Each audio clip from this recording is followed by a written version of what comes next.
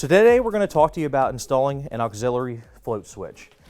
Some local codes require this to be installed, especially if it's above a conditioned space. We're going to be installing this today on our vertical air handler or multi-position air handler that we offer. It must be a normally closed switch, open on failure. So this one is already piped in here, and we're going to go ahead and show you how to make the connections. So if you remove the cover of the unit, up here in the right-hand corner, the multi-position air handler is already equipped with what we call our MIM B14 external contact board.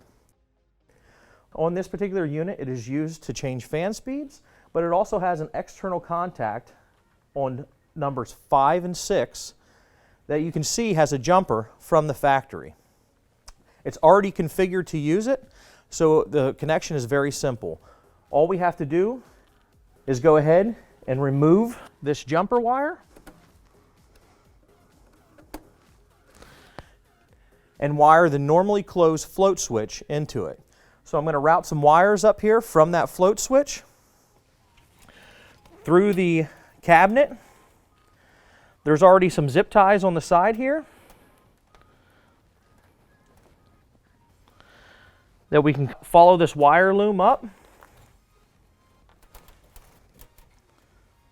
Follow the loom up through the PCB housing.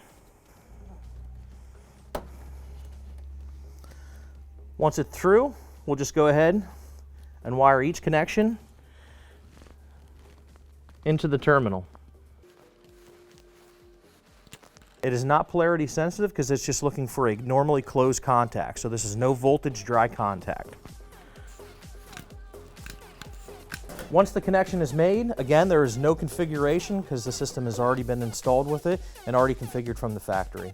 For service manuals and other documentation, please visit our website at samsunghvac.com or use our Samsung HVAC mobile app to download any technical documentation. Thank you.